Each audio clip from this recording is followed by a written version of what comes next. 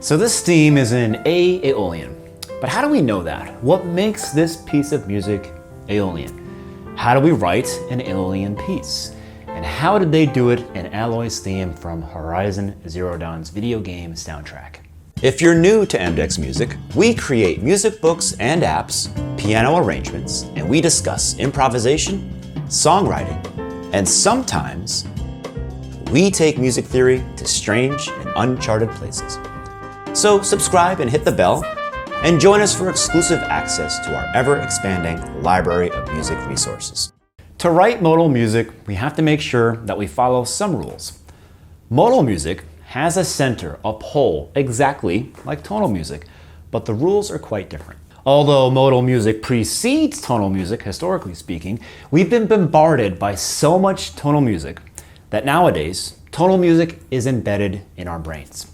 So much so that our brains are always looking for that tonal center, that perfect authentic cadence, that 5-to-1 sound. So for our generation, when we want to write modal music, we need to avoid any hints of tonality by treating tritones and their resolutions with extreme care. In fact, I would say that this is the most important rule. Avoid the 5-7-to-1 at all costs. We have a whole video about the 5-7-1 movement and how crucial it is to tonality, so check that out.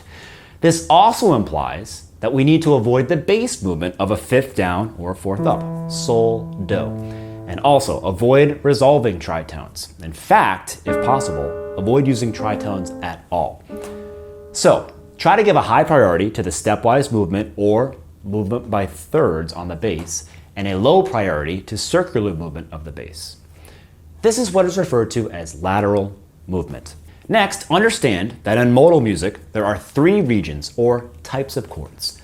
The modal tonic chord, our home, the cadential chords, chords that lead directly to our home, and the non-cadential chords.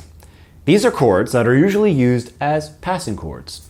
These 3 regions are similar to the tonic, dominant, and subdominant regions in tonality, but the rules are a bit different. And the last thing that you need to know are the characteristic tones for each mode. This is essential in establishing the correct mode, and I'll show you how this was used in Aloy's theme later on. So let's take a look at the Aeolian mode and the chords that we find in it.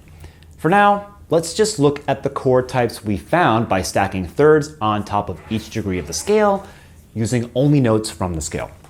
So the 1 is a minor triad, or a minor 7 if we extend the chord 1 more third to get that 7th. The 2 is a diminished chord, or a minor 7 flat 5. The 3 is a major triad, or a major 7. The 4 is a minor triad, or a minor 7.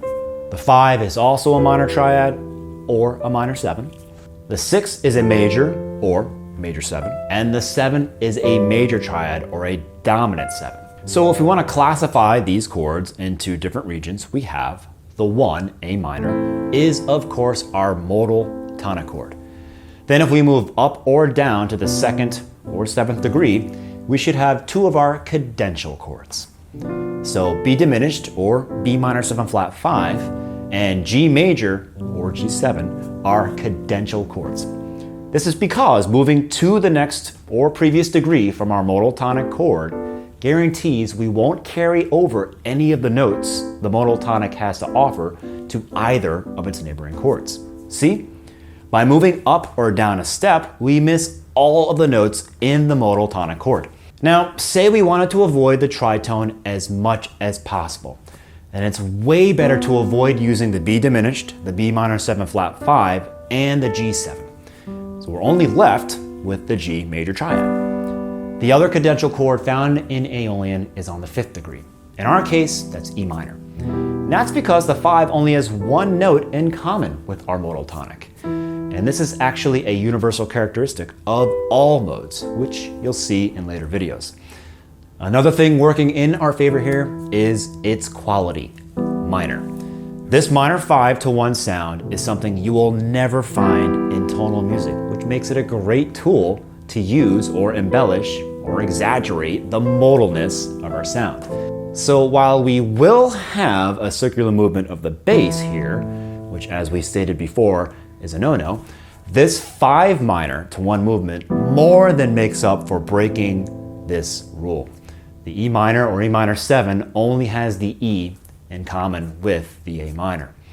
One thing to check is if that chord is a dominant chord, because then we would be implying tonality when we move from the 5 to the 1. The one thing to check for is if that chord is a dominant chord, because that would be implying all sorts of tonality. So in our Aloy's theme key of Aeolian,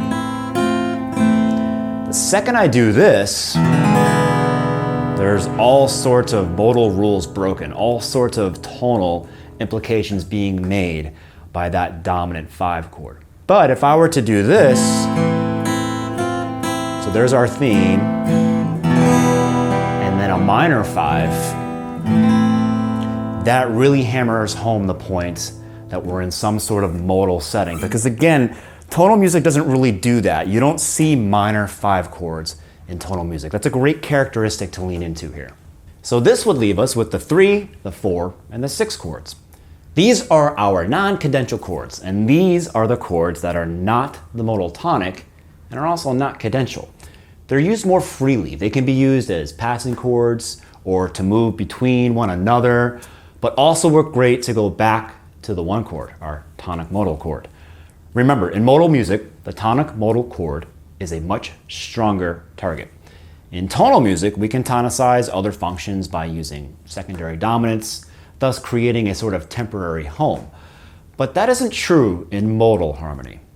That's why we can and should give a high priority to moving from any cadential or non-cadential chord to our tonic modal chord. When we look at the progression in Aloy's theme, we see how crucial the lateral movement is.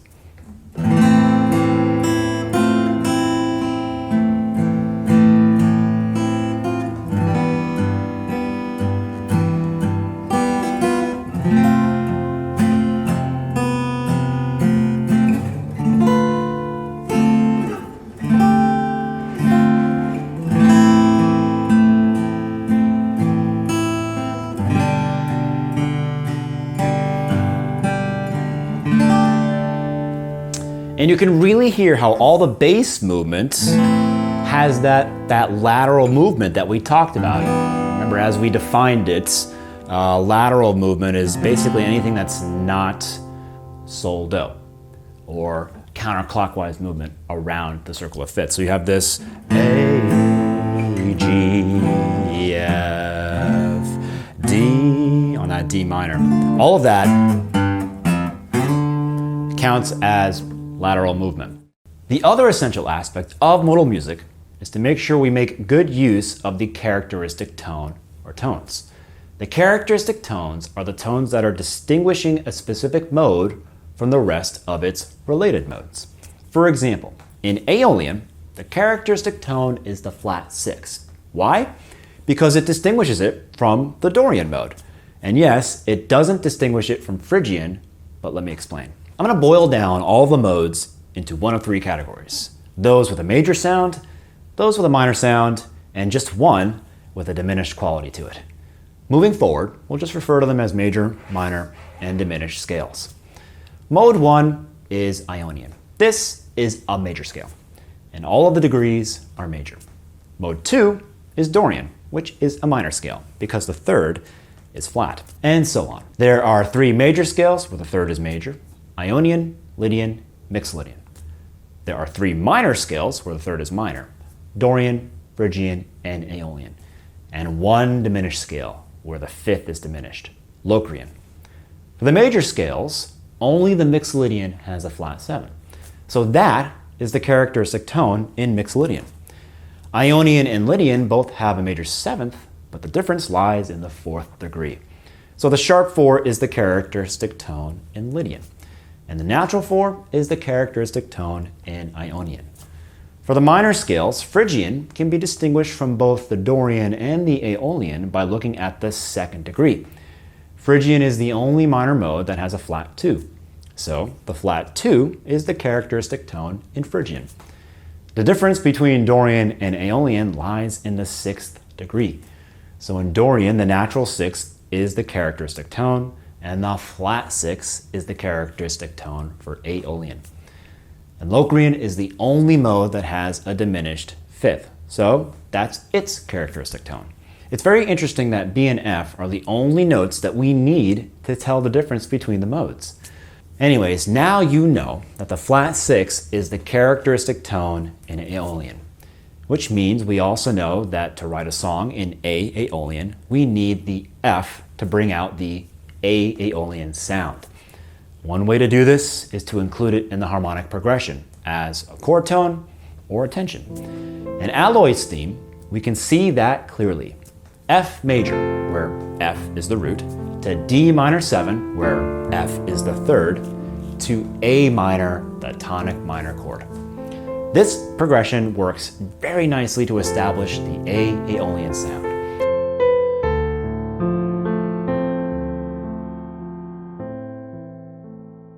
The other way is to include it as an extension in our tonic modal chord. In Aeolian, the flat 6 would show up as the flat 13.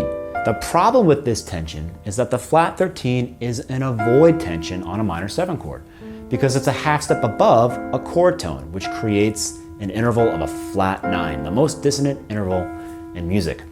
So F is not a very effective tension to play over an A minor 7 because it creates too much tension. That doesn't happen in Dorian. The natural 13 is a great tension to use on a minor 7 chord because it's a whole step above the 5th. So is there a solution to this problem in Aeolian? Well, yes. Look, in Aloy's theme, the F is used very cleverly on the A minor 7. Listen. See, they're using the F as a neighboring tone. By doing this, you get the characteristic tone in Aeolian on the modal tonic chord. This is a great solution for Aeolian. So if you want to write something in Aeolian, follow the simple rules we've shown you so far. 1. Use only the diatonic chords from Aeolian, but avoid using chords that contain tritones. 2. Make sure to give high priority to the 1 minor chord. Start and end on it. 3. Give priority to lateral movement of the bass. Use inversions if needed. You can also use a pedal point on the 1 chord. And 4, make sure to include the characteristic tone in your harmonic progression as either a chord tone or a tension. And for the 1 chord, use it in your melody as a passing tone or a neighboring tone. One more thing, in Aloy's theme, there's a more advanced technique being used, borrowing. You can hear this technique in so many games and movies. At the end of the first phrase, we find this D major chord, which doesn't belong to A Aeolian.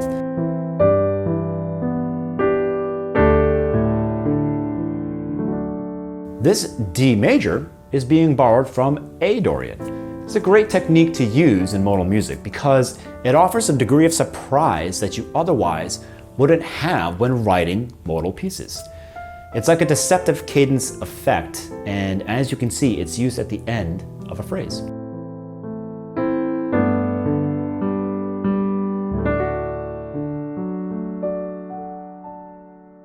Hope this was helpful, and of course we will post related content for our exclusive members. If you're not an exclusive member yet, click on the join button or in the link down below. Also, check out our website, mDecks.com, for all sorts of other music related stuff like books, apps, courses, all sorts of stuff we're offering you guys to make you better musicians. But don't buy anything right now. Go ahead and sign up for our mailing list because we're having sales all the time, and the best way to get access to these sales is by signing up for the mailing list. Thanks for watching. Catch you next time.